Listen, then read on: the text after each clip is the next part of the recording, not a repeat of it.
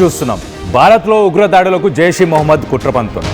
ఒక మహిళా విభాగాన్ని ప్రస్తుతానికి యాక్టివేట్ చేసింది జైష్-ఇ మొహమ్మద్.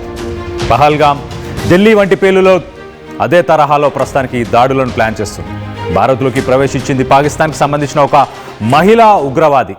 ఎల్ఓసి దగ్గర ఈ మహిళని ప్రస్తుతానికి ఇండియన్ ఆర్మీ అదుపులోకి తీసుకుంది. ఇండియన్ ఆర్మీ అధికారులు ప్రస్తుతానికి ఇన్వెస్టిగేట్ చేస్తున్నారు. బాలాకోట్ సరిహద్దుల్లో అనుమానాస్పదంగా కొంత తిరుగుతున్న సమయంలో ఈ మహిళని అరెస్ట్ చేశారు. కొంతకాలంగా జైష్-ఇ మొహమ్మద్ మహిళా విభాగం ప్రస్తుతానికి ఏర్పాటై చాలా యాక్టివ్గా వర్క్ చేస్తుంది.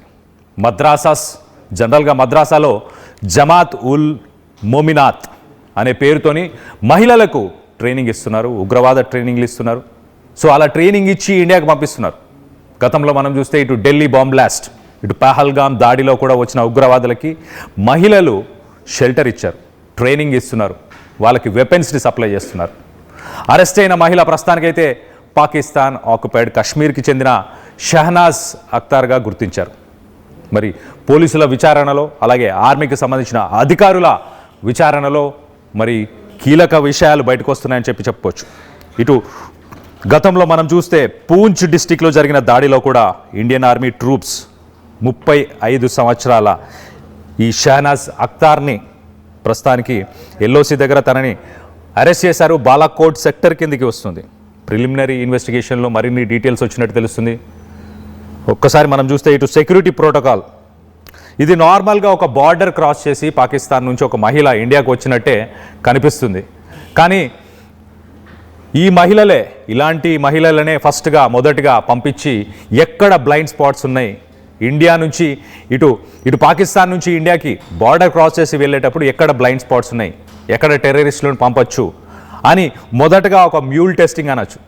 అంటే ఒక టెస్ట్ చేయడానికి ఇలాంటి మహిళలను పంపిస్తుంటారు, లేకపోతే కొన్ని వెపన్స్ని సప్లై చేయడానికి ఇలాంటి మహిళలను పంపిస్తుంటారు. ఇటు పహల్గామ్ అటాక్లో కూడా ఆల్మోస్ట్ అటాక్ అయిన తర్వాత ఒక 200 మందిని ఇన్వెస్టిగేట్ చేశారు. దాంట్లో 10 మంది మహిళలు ఉన్నారు. ఆ మహిళలు ఆ టెర్రరిస్టులకి షెల్టర్ ఇచ్చారు, వాళ్ళకి ఫుడ్ పెట్టారు, వాళ్ళకి వెపన్స్ సప్లై చేశారు. ఆర్మీ మూమెంట్స్, కాన్వేస్ ఎక్కడ ఉన్నాయి, ఎటు తిరుగుతున్నాయి, ఎక్కడ ఉన్నాయి, ఎటు వెళ్తున్నాయి అన్న ఇన్ఫర్మేషన్ని కూడా ఇలాంటి మహిళలతోనే ఇటు terrorist activities, terrorist groups information తీసుకుంటున్నాయి. సో మొత్తం మీద ఇలాంటి ఒక సంఘటన ప్రస్తుతానికి ఇటు పూంచ్లో జరిగింది. దీనికి సంబంధించి లేటెస్ట్ అప్డేట్ తీసుకునే ప్రయత్నం చేస్తాం. నా కొలీగ్ మనోజ్ రెడీగా ఉన్నాడు. మనోజ్ని అడిగి తెలుసుకునే ప్రయత్నం చేద్దాం. Manoj, what is the latest update? ఆ మహిళ ఒక టెర్రరిస్ట్గా కన్సిడర్ చేయొచ్చా, లేకపోతే ఏదైనా ఉగ్రదాడులు ఈ మధ్యకాలంలో చూస్తే అన్ని మహిళలు ఇన్వాల్వ్ అయి ఉన్నారు. ఎక్కువ మంది మహిళలని ఇటు రెడ్ ఫోర్ట్కి సంబంధించి, ఇటు పహల్గామ్ దాడికి సంబంధించి కావచ్చు. సో తిను కూడా అలాంటి యాక్టివిటీస్ చేయడానికే వచ్చిందా ఇండియాకి? So as of now Kalyan, confidential information ప్రకారంగా ఎప్పటికప్పుడు రా ఏజెన్సీలు కానివ్వండి, లేకపోతే ఎన్ఐఏ కూడా పచ్చిగడుతోంది. ఎక్కడికెక్కడ టెర్రరిస్ట్ యాక్టివిటీస్ మనం చూస్తున్నాం. Operation Aakar, operation Shiv, operation ఇంకా చాలా ఆపరేషన్ జరుగుతున్నాయి. అంటే ఆపరేషన్ సింధూర్ తర్వాత ఎక్కడ చూసినా జమ్మూ కాశ్మీర్లో ఉగ్రవాదులను ఒక రకంగా చెప్పాలంటే ఊచ కోతకు వస్తుందని చెప్పాలి. ఎవరిని కూడా ఇన్వాల్వ్ చేయట్లేదు, ఎవరిని కూడా అంత ఈజీగా వదిలిపెట్టలేదు. డౌట్ వచ్చిన ప్రతి సంఘటనలో కూడా కూము నిర్వహిస్తున్నారు. జాయింట్ ఆపరేషన్స్ లో ఎక్కడికెక్కడ వాళ్ళందరినీ కూడా అంతమొందించే ప్రయత్నమే ఇండియన్ ఆర్మీ చేస్తోంది. సో ఇప్పుడు ఈ మహిళ ఎవరైతే ఉన్నారో ఆ మహిళ ఎల్ఓసి దగ్గర బాలాకోట్ సరిహద్దుల దగ్గర నుంచి తను ఆల్మోస్ట్ దాటేసింది. పాకిస్తాన్ నుంచి భారత్ లోకి ఎంట్రీ ఇచ్చింది. ఇట్స్ క్లియర్ తను పాకిస్తాన్ నుంచి వచ్చినట్టుగా చాలా క్లియర్ గా అర్థమవుతోంది. సో తన పేరు షహనాజ్ అఖ్తర్. సో తనని అడిగినప్పుడు, ఇనిషియల్ గా తనని అడిగినప్పుడు ఎందుకు వచ్చావు ఏంటి అని చెప్పి ఆర్మీ అధికారులకు సంబంధించి అదుపులోకి తీసుకున్న సమయంలో తను చెప్పిన మాట ఏంటంటే, అంటే ఆశ్చర్యపోతాం అందరం కూడా, తనని వాళ్ళ నాన్న కొట్టాడంట. వాళ్ళ నాన్న కొట్టడం మూలంగా తను పాకిస్తాన్ నుంచి భారత్ లోకి తెలియకుండా దారి తప్పి వచ్చిందంట. ఇది ఏమైనా నమ్మశక్యంగా ఉందా? కనీసం వాళ్ళు అబద్ధమైనా కూడా అతికినట్టుగా చెప్పాలంటారు, అది చెప్పడం కూడా వీలు కాకుండా పోయింది. సో తను ఎంట్రీ ఇచ్చిందట. ఎంట్రీ ఇచ్చగానే చాలా అమాయకంగా తనకి ఏం తెలియదు అన్నట్టుగా కొంత బిహేవ్ చేసి ప్రయత్నం చేసింది. బట్ మన అధికారులు తమదైన స్థాయిలో కొంత విచారించిన తర్వాత అసలు విషయం బయటపడింది ఏంటంటే, జైష్-ఇ మొహమ్మద్ ఉగ్రవాద సంస్థ. సో ముందుగానే పేరు చెప్తాను, దాని కంటిన్యూయేషన్ లో ఏం జరిగింది, ఎలా జరిగింది చెప్పే ప్రయత్నం చేస్తా. సో జైష్-ఇ మొహమ్మద్ ఉగ్రవాద సంస్థకు సంబంధించి ఒక ఉమెన్ వింగ్ ని ఏర్పాటు చేయాలనుకుందట జమాత్ ఉల్ మౌమినాత్. సో ఎప్పుడైతే పాకిస్తాన్ భారత్ దగ్గర కంప్లీట్ గా మోకరిల్లిపోయిందో, ఆపరేషన్ సింధూర్ లో కుప్పగూలిపోయిందో, ఆ తర్వాత నుంచి పాకిస్తాన్ కనీసం తోక జాడించే ప్రయత్నం కూడా చేయట్లేదు. ఎందుకంటే ఏదో గంభీరపు మాటలు మాట్లాడుతోంది కానీ వాళ్ళకి తెలుసు మన భారత్ అటాక్ చేయగలిగితే వాళ్ళ దగ్గర ఉన్నటువంటి కిరాణా హిల్స్ ని కూడా అటాక్ చేసామన్న మాట మనకు తెలుసు. అంటే అక్కడ న్యూక్లియర్ సైట్స్ ఉన్న చోటను టార్గెట్ చేయగలుగుతామన్న విషయం పాకిస్తాన్ పసిగట్టింది. ఆ తర్వాత సైలెంట్ గా తోక ముడుచుకొని కూర్చునిపోయింది, మాట్లాడకుండా ఉండిపోయింది. కానీ ట్రంప్ లాంటి వ్యక్తులు కొంత ఇన్వాల్వ్ అవడంతో వాళ్ళకు ఆ బల్బ్ పెరిగిపోయింది. మళ్ళా ఆ బల్బ్ కారణంగా వచ్చేటువంటి చర్యలు ఇవన్నీ కూడా. సో పాకిస్తాన్ ఏం చేస్తోంది, డైరెక్ట్ గా అటాక్ చేయలేక ఏదో రకమైనటువంటి కవ్వింపు చర్యలకు పాల్పడాలని అక్కడి నుంచే మేకపోతు గాంభీర్యాలు ప్రదర్శిస్తూ ఏదో ఒక దుశ్చర్యలకు పాల్పడే విధాన ఆలోచనతోనే పీఓకేలోకి జైష్ ఈ మహమ్మద్ ఉగ్రవాద సంస్థ చీఫ్ మసూద్ అజార్ ని పంపించింది. వాడు మన గన్ పాయింట్ నుంచి 1000 కిలోమీటర్స్ దూరంలో ఉన్నాడు. ఇండియన్ ఆక్యుపైడ్ కాశ్మీర్, మన జమ్మూ కాశ్మీర్ లో మన సైన్యం ఉంటే పీఓకేలో వాడున్నాడు.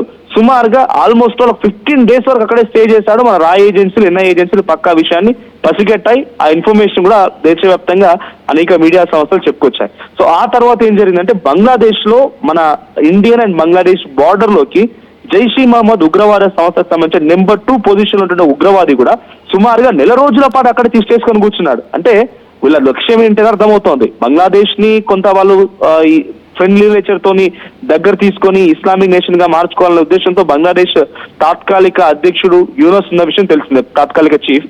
సో వాడిని కొంత దగ్గరగా చేసుకొని పాకిస్తాన్ తమకున్నటువంటి ఉగ్రవాదులు అక్కడికి పంపించింది, పీఓకేలో కూడా పంపించింది. ఇలా జరుగుతున్న తరుణంలోనే ఈ రెండు situation before red fort incident జరగక మునిపే. సో అప్పుడు మనం కొంత పసిగట్టాం, కొంత ఈ సిచ్యువేషన్ ఏదో జరగబోతున్న విషయం కొంత అర్థమైపోయింది. కానీ బార్డర్ ఏరియాలో ఎలా వాళ్ళు ఇన్ఫిల్ట్రేట్ అంటే వాళ్ళ లోపలికి చొచ్చుకు రాకుండా ఉండేందుకే మన ఆర్మీ సిబ్బంది పెద్ద ఎత్తున అక్కడ కట్టుదిట్టమైన ఏర్పాట్లు చేశారు. అందులో భాగంగానే ఉత్తరప్రదేశ్ గజియాబాద్ దగ్గర మనకి చాలా క్లియర్ గా 3,000 కిలోల అమోనియా నైట్రేట్ పేలుడు పదార్థాన్ని దొరకబట్టారు. సో దాంట్లో కొంతమంది తప్పించుకొని రెడ్ ఫోర్ట్ దగ్గర ఈ బాంబు పేలుళ్లకు పాల్పడ్డారు. సో రెడ్ ఫోర్ట్ దగ్గర బాంబు పేలుళ్లకు సంబంధించి జరిగిన ఘటనలో కూడా ఒక మహిళ పేరు తెర మీదకి వచ్చింది, మీ అందరూ తెలిసిందే, షాజీద్. సో ఈ మహిళ ఏం చేసింది, షాహీద్ అనేటువంటి ఈ మహిళ అల్ఫల్హా యూనివర్సిటీకి సంబంధించినటువంటి అక్కడ పనిచేసే డాక్టర్లు, జూనియర్ డాక్టర్లు, విద్యార్థులందరినీ కూడా మొదటి నుంచి కూడగట్టుకొని ఒక ఉమెన్ వింగ్ ని తయారు చేయాలనుకుంది. సో ఉమెన్ వింగ్ ఏంటి, డైరెక్ట్ గా జైష్ ఈ మహమ్మద్ ఉగ్రవాద సంస్థ సంబంధించిన ఉమెన్ వింగ్ తయారు చేయాలనుకుంది. సో ఆ ఫరీదాబాద్ జరిగినటువంటి ఆ సంఘటనకు సంబంధించి ఏదైతే పేలుడు పదార్థం రెడ్ ఫోర్ట్ దగ్గరికి వచ్చి అది బ్లాస్ట్ అయిపోవడం, కొంతమంది మరణాలకు కారణం అయిపోవడం, దేశం మొత్తం కూడా అలర్ట్ అవ్వడం జరిగిందో, ఆ తర్వాత తీగలాగితే డొంక కదిలినట్టుగా ఒకరి తర్వాత ఒకరు అల్ఫల్హా యూనివర్సిటీ నుంచే ఈ మొత్తం తతంగం జరిగిందనే విషయాన్ని మన ఆర్మీ అధికారులు గుర్తించారు. అప్పుడు తన యొక్క ఆలోచన ఉమెన్ వింగ్ ఏర్పాటు చేయడం అనేది వైట్ కాలర్ ఉమెన్ వింగ్. అంటే ఏదో కింద స్థాయిలో డైరెక్ట్ గా ఫైట్ చేయడానికి వీళ్ళ దగ్గర యాక్షన్ టీమ్ గన్స్ ఉండడానికి కాదు, వైట్ కాలర్ వీళ్ళ జాబ్ ఏంటంటే అల్ఫల్హా యూనివర్సిటీకి సంబంధించినటువంటి ఈ షాహిద్ లాంటి అమ్మాయిలదంటే సో తను కలెక్ట్ చేయాలి, ఫండ్స్ కలెక్ట్ చేయాలి, ఎక్కడెక్కడ నుంచి వెదర్ ఫండ్స్ అన్ని కలెక్ట్ చేసి ఆ ఫండ్స్ ద్వారా ఈ అమోనియా నైట్రేట్ పేలుడు పదార్థాలను కూడా ఒకేసారి ఇంత బల్క్ లో కొనడానికి అవకాశం ఉండదు. కొంచెం కొంచెంగా సుమారుగా 2-3 years ఆఫ్ ఆపరేషన్ అంటే ఇదంతా అంటే 2-3 ఏళ్ల నుంచే జరుగుతోంది. కొంచెం కొంచెంగా కొనుక్కొని దానంతా సేవ్ చేసి ప్రిజర్వ్ చేసి ఆ తర్వాత ఈ యాక్షన్ దిగారు.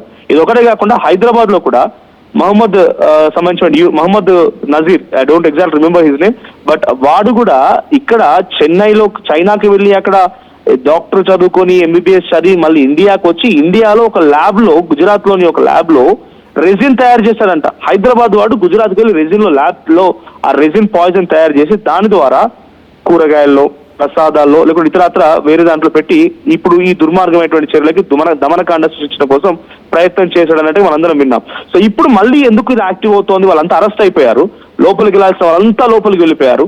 సో అందరిని అరెస్ట్ చేశారు పోలీసులు, వాళ్ళ కస్టడీలో ఉన్నారు, విచారిస్తున్నారు, ఇంకా ఏమైనా ఉందా అనే విషయంలో చాలా లోతుగా పోలీసులు మొత్తం గమనించే ప్రయత్నం చేస్తున్నారు. ఇప్పుడు మళ్ళీ ఈ సిచ్యువేషన్ చోటు చేసుకోవడం గల కారణం ఏంటి, ఈ మహిళ ఒకరు లోపలికి ఎలా వచ్చారు ఏంటి అని అంటే కనుక బంగ్లాదేశ్ లో భారతదేశానికి వ్యతిరేకంగా పెద్ద ఎత్తునాదాలు కొనసాగుతున్నాయి. ఒక రకంగా చెప్పాలంటే హిందువులని బంగ్లాదేశ్ లో ఇప్పుడు ఊచకోతకు వస్తున్నారు. నిన్న రాత్రి నడి రోడ్డు పైన ఒక చెట్టుకి ఒక హిందూ వ్యక్తిని, దీపు చంద్రదాస్ అనేటువంటి వ్యక్తిని వేలాడదీసి నడి రోడ్డు పైన నిప్పంటించారు. కారణం ఇక్కడ బంగ్లాదేశ్ సంబంధించిన మాజీ ప్రధాని షేక్ హసీనాకి అక్కడ ఇంటర్నేషనల్ క్రిమినల్ ట్రిబ్యునల్ లో తనకి శిక్ష పడింది, మరణశిక్ష విధించడంతో తను భారతదేశపు అదుపులో ఉంది. ఇది ఒక బూచి మాత్రమే. నిజంగానే భారతదేశ పదులో అక్కడి ప్రధాని ఉంటే లీగల్ కాన్సిక్వెన్సెస్ మనం ఫేస్ చేయడానికి సిద్ధంగా ఉన్నాం. నిజంగా వాళ్ళు ఛాలెంజ్ చేయాలనుకుంటే యునైటెడ్ నేషన్ ఆర్గనైజేషన్ లో ఛాలెంజ్ చేయొచ్చు, భారత ప్రభుత్వానికి వ్యతిరేకంగా వాళ్ళు అక్కడ మాట్లాడవచ్చు, ఏదైనా చేయొచ్చు, ఒక లేఖ రాయొచ్చు, ఇంటర్నేషనల్ లెవెల్ దాని టాపిక్ తీసుకురావచ్చు. వాళ్ళకు నిజంగానే వాళ్ళు శిక్ష అక్కడ ఇంప్లిమెంట్ చేయాలి కాబట్టి పంపించండి అని చెప్పి వాళ్ళు వేరే యుఎన్ సెక్రటరీ ద్వారానో లేకుంటే ఇతరత్ర మాధ్యమాల ద్వారా చెప్పించే అవకాశం ఉంటది. కానీ they want blame, just blame ఏం చేయాలంటే అక్కడ ఉన్న నిందితురాల్ని భారత్ కాపాడుతోంది అనేటువంటి ఒక బ్లేమ్ చేయాలి కాబట్టి బ్లేమ్ గేమ్ ఆడుతున్నారు. దీనికి పాకిస్తాన్ తోడైంది. పాకిస్తాన్ సంబంధించిన ఉగ్రవాడు అక్కడికి వెళ్ళి అక్కడ స్థావరం ఏర్పాటు చేసుకుని అందరు రెచ్చగొట్టి ఈ రోజు షాహిద్ అనేటువంటి ఒక వ్యక్తి అక్కడ కూడా పాకిస్తాన్ లో కూడా వాడు చనిపోయాడు. అక్కడ వారిని ఎవరో ఉద్యమకారులు వాళ్ళంతా ఉద్యమం చేస్తుంటే ఎవరు నలుగురు వచ్చి వాడిని గన్ తో ఫైర్ చేసి వెళ్ళిపోయారంట. వాడు 4 రోజుల పాటుగా చికిత్స తీసుకొని చనిపోయాడు. ఆ మరణానికి కూడా కారణం భారతదేశం అని చెప్తోంది బంగ్లాదేశ్. ఆ మరణానికి కారణం కూడా భారతదేశమే. భారతీయులే కొంతమంది వచ్చి అక్కడ చంపేసి మన భారతదేశానికి వెళ్ళిపోయారని చెప్తోంది. సో ఈ పాకిస్తాన్ సపోర్టెడ్, పాకిస్తాన్ ఎయిడెడ్ ఉద్యమం బంగ్లాదేశ్ లో జరుగుతోంది. అలా జరుగుతున్న తరుణంలోనే మళ్ళీ పాకిస్తాన్ నుంచి కొంతమంది ఇక్కడ వ్యక్తులు ఇక్కడ వచ్చి అక్కడ ఏమనుకుంటారు, బంగ్లాదేశ్ లో భారత్ వ్యతిరేకంగా ఉద్యమాలు జరుగుతున్నాయి కాబట్టి పాకిస్తాన్ మహిళ ఒకరు ఇక్కడికి వచ్చి ఇక్కడ ఏదో కుట్రకు పాల్పడి ఒక పెద్ద ఎత్తున ఒక బ్లాస్ట్ కి పాల్పడి ఆ తర్వాత ఈ నేపాన్ని బంగ్లాదేశ్ పై నెట్టాలి. సో ఇటువంటి కుట్రలు మాత్రమే తెరలేపడం కోసం పాకిస్తాన్ ప్రయత్నం చేస్తున్నట్టు అర్థమవుతోంది. మహమ్మద్ యూనుస్, షాబాజ్ షరీఫ్ ఇద్దరు కలిసి ఆడుతున్న డ్రామాల్లో భాగంగా ఇవన్నీ జరుగుతున్నాయి. ఆసిమ్ మునీర్ గారు కూడా వీళ్ళతో తోడైపోయి ఆసిమ్ మునీర్ గారి యొక్క కుట్రలు కుయుక్తులు మొత్తం కూడా భారతదేశంపై చూపించి ఇటువంటి దమనకాండ సృష్టించడం కోసం ప్రయత్నం చేస్తున్నారు. బట్ మన భారత ఆర్మీ చాలా స్ట్రాంగ్ గా ఉంది. We're very much efficient. Indigenous గా మనకున్నటువంటి టాలెంట్ అద్భుతంగా ఏం జరిగింది అనేది ఆపరేషన్ సింధు ద్వారా చూడగలిగాం. ఇటువంటి ఎంతమంది వచ్చినా, ఎంతమంది కుట్రలు చేయాలని ఆలోచన చేసినా కూడా ఎక్కడెక్కడ అడ్డుకునే ప్రయత్నం జరుగుతోంది. సో ఈ మహిళ ఎక్కడి నుంచి వచ్చింది, ఎలా వచ్చింది, సో దీని తనకున్నటువంటి యాక్టివిటీస్ ఏంటి, దాన్ని పరిశీలించడం కోసం ప్రత్యేకమైనటువంటి ఒక బృందం కూడా సిద్ధమైపోయింది. సో బాలాకోట్ ఎల్ఓసి వెంట మొత్తం కూడా ఇప్పుడు భారీగా పోలీసులు మోహరించున్నారు.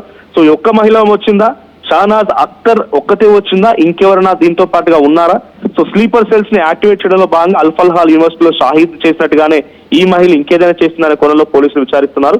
సో జమాత్ ఉల్ మోమినాత్ ఈ పేరుతో ఒక జైష్ ఈ మహమ్మద్ ఉగ్రవాద సంస్థ మహిళా విభాగాన్ని ఏర్పాటు చేయడమే ఈ మహిళ లక్ష్యంగా వచ్చిందట. చూద్దాం మరి దీనికి సంబంధించి ఇంకా ఎటువంటి విషయాలు బయటపడతాయని. But one thing is clear, మళ్ళీ మనం అలర్ట్ గా ఉండాల్సిన అవసరం వచ్చింది. స్లీపర్ సెల్స్ ని గుర్తుపట్టడం, స్లీపర్ సెల్స్ ని ఫైండ్ అవుట్ చేయడం ఆవశ్యకత ఏర్పడింది. అది హైదరాబాద్ అయినా, ముంబై అయినా, పాట్నా అయినా, బెంగళూరు అయినా, పూణే అయినా, ఎక్కడున్నా కూడా హెవీ డెన్సిటీ ఉన్నటువంటి పాపులేటెడ్ ఏరియాస్ లోనే వీళ్ళ టార్గెట్ ఉంది కాబట్టి ఆ ప్రాంతాల్లోనే ఈ స్లీపర్ సెల్స్ తిరుగుతున్నారు.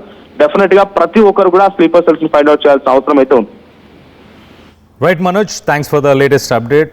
మొత్తం మీద December 16th, 17th పూంచ్ సెక్టార్లో ఈ మహిళ ఇటు బాలకోట్, పాకిస్తాన్ ఆక్యుపైడ్ కాశ్మీర్లోంచి ఇటు బాలకోట్ సెక్టార్కి ఈమె వచ్చింది. అక్కడ అనుమానాస్పదంగా తిరుగుతున్న సమయంలో ఆర్మీ ఈమెని అరెస్ట్ చేసి ఇంట్రాగేట్ చేయడం స్టార్ట్. సో కానీ పాకిస్తాన్ మాత్రం ఇలా మహిళలని వాడుకొని ఇండియాని దొంగ దెబ్బ తీద్దామని ఒక ప్రయత్నం అయితే చేస్తున్నట్టు చాలా క్లియర్గా కనిపిస్తుంది. సో దీనికి సంబంధించి మీరేమనుకుంటున్నారు? మీ అభిప్రాయాలని కింద కామెంట్ రూపంలో తెలియపరచండి. నగల సామ్రాజ్యం పెద్దది. మన వేడుకల్లో నగల పాత్ర పెద్దది.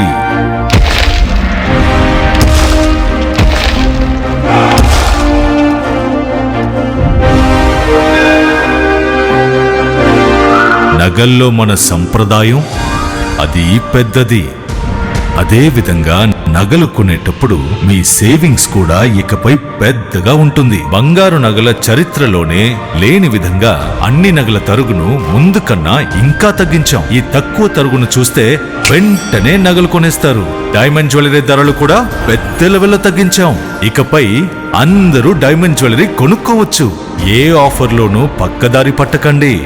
Compare compare compare. ఇక్కడికొచ్చి కంపేర్ చేస్తేనే తెలుస్తుంది మీకు ఎంత పెద్దగా డబ్బులు ఆదా అవుతుందో అని. డబ్బులు ఎవరికి ఊరికే రావు. ఇప్పుడు షాద్ నగర్ వైపు ఉన్న స్వర్గసీమ వెంచర్ లో ప్లాట్ల పండగ వచ్చింది. నూతన వెంచర్ అమేయ రూపంలో అప్రూవ్డ్ ప్లాట్లు, resort facility, reasonable price. Swargaseema వారి నూతన వెంచర్ అమేయ. జలుబు, తలనొప్పి, మోకాళ్ల నొప్పులు మరియు నడుము నొప్పి వీటన్నిటికీ ఒక ఆయుర్వేద ఉపశమనం శాస్త్రీ బామ్.